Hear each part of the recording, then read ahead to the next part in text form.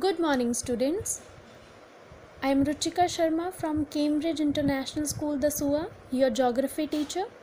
I hope you are all doing well in studies, especially in online quiz. I hope you all are able to answer the questions easily and accurately. Now we know that online quiz of social science is to be held on 25th of this month, that means on coming Monday. So I am here with a revision video of chapter 1, India, size and location. Students, we have already shared syllabus of online quiz of social science, in which chapter 1 of history and chapter 1 of geography are to be included.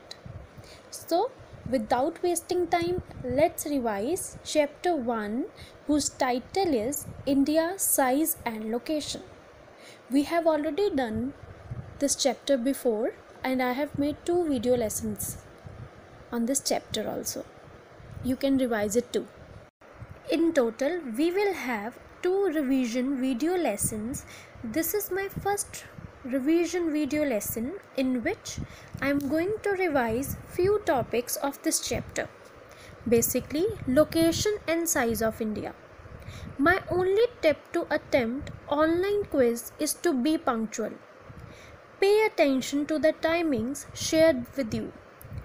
After the given time, you no longer can attempt online quiz, as it will be closed.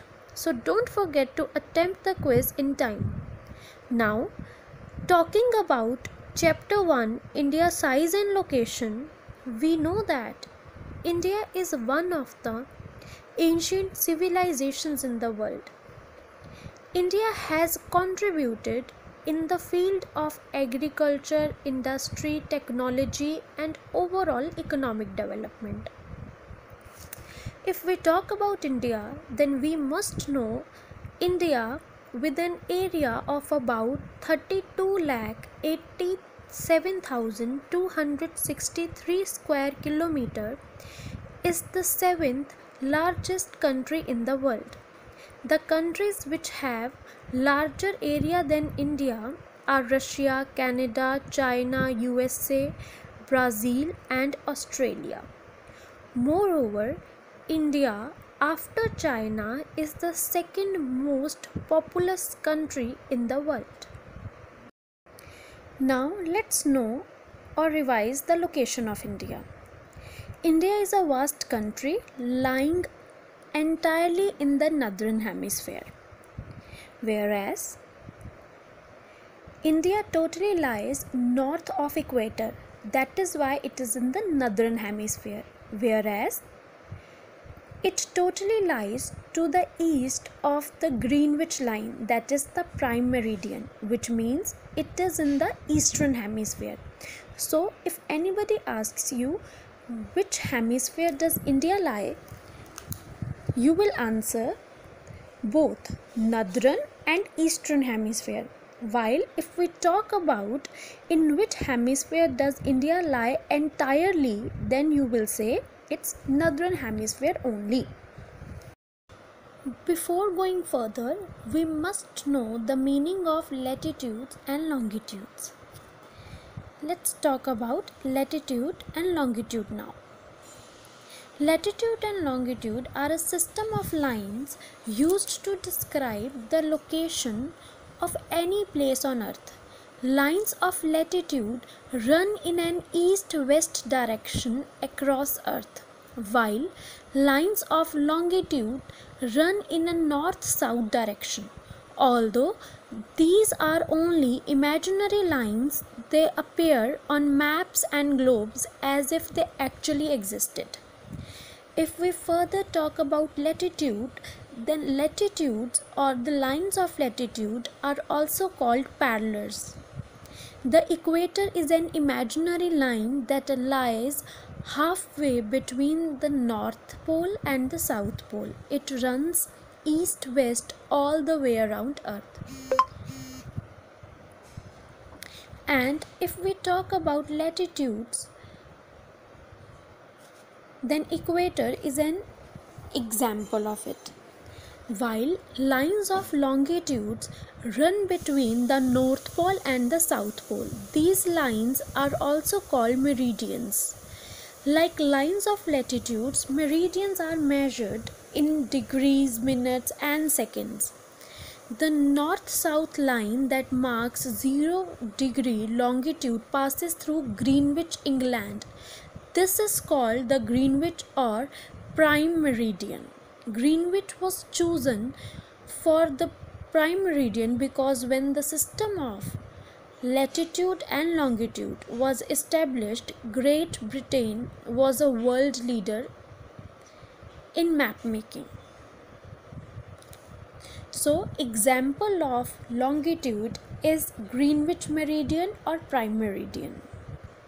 Now, if we talk about our India, the mainland extends between latitudes 8 degree 4 north and 37 degree 6 north and longitudes 68 degree 7 east and 97 degree 25 east.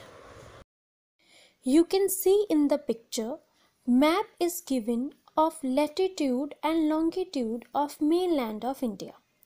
Longitudes are vertical lines while latitudes are horizontal lines shown in the picture.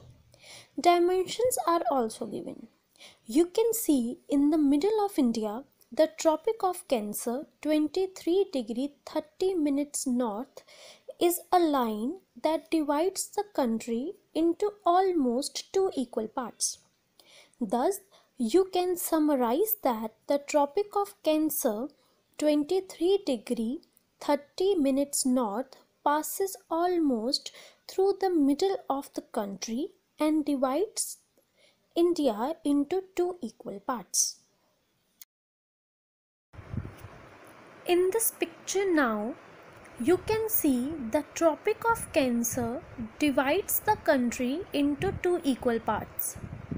To the southeast and southwest of the mainland of India lie the Andaman and Nicobar Islands and the Lakshadweep Islands in Bay of Bengal and Arabian Sea respectively.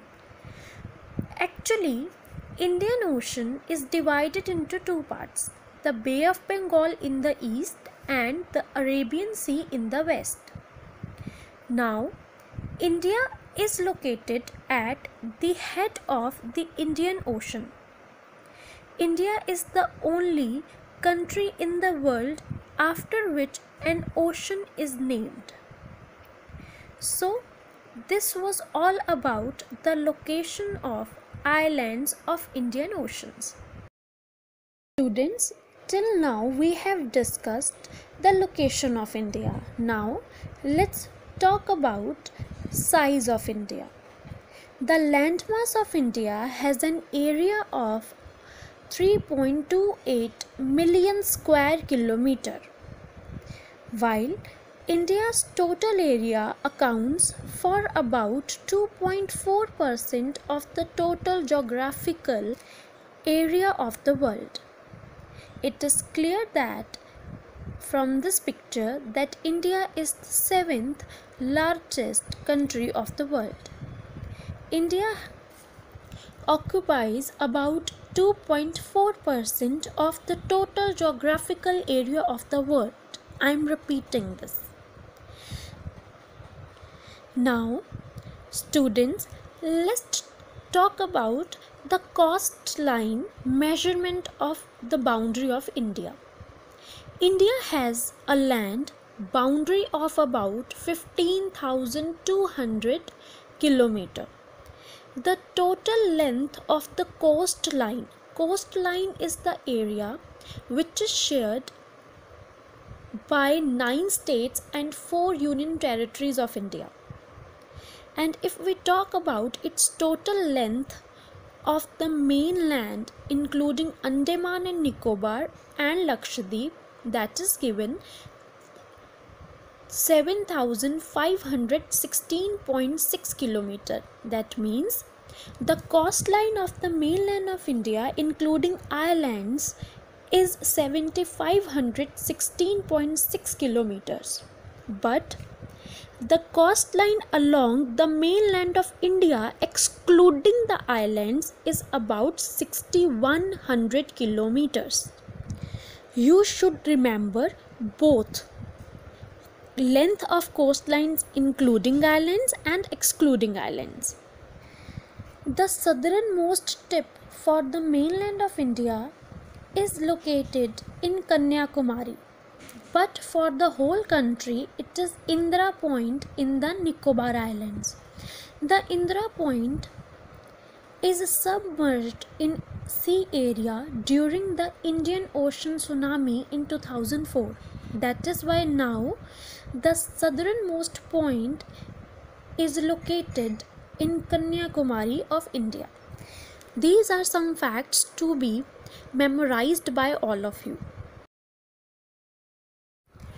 Dear students, as we have just revised the latitude and longitude extensions of mainland of India, now let's revise that there are two time zones in India.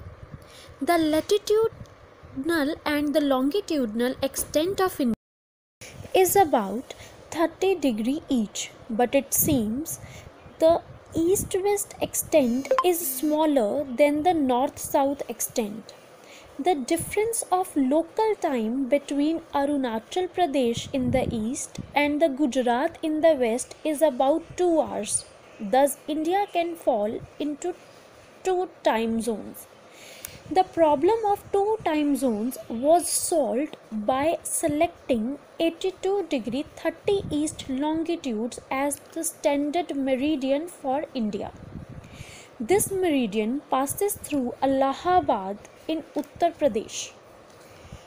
The local time of the standard meridian is used as the standard time for the whole India. This is called the Indian Standard Time, which is 5 hours and 30 minutes ahead of the Greenwich Mean Time.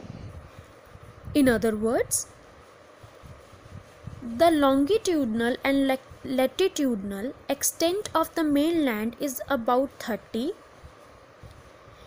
That is why from Gujarat to Arunachal Pradesh there is a time lag of 2 hours. Hence, time along the standard meridian of India 82 degree 30 east passing through Mirzapur, Allahabad, Uttar Pradesh is taken as the standard time for the whole country. Dear students, if question comes why 82 degree 30 minutes east has been selected as the standard meridian of India, then you are supposed to explain the two time zones of India and its related concepts. But if question comes why difference between the duration of day and night hardly felt at Kanyakumari but not so in Kashmir, then the simple reason behind is Kanyakumari is close to the equator, whereas Kashmir is far from the equator. This means that Kanyakumari is at less latitude as compared to Jammu and Kashmir. As equator receives direct sunlight, the duration between day and night would hardly be felt at Kanyakumari. It is quite near to equator, while Jammu and Kashmir is over 30 degrees from equator. So, duration will be more at Jammu and Kashmir. Students, that's it for today. In today's video lesson, we have covered revision of size of India and location of India. In next video lesson, we are going to revise India and the world concept. We are going to learn about neighboring countries of India and their location. But Don't forget to revise previous video lesson of chapter 1 India's size and location that we did in the beginning of e-learning session. Do well in online quiz. Keep hard working, keep growing. See you soon. That's it for today. Thank you so much.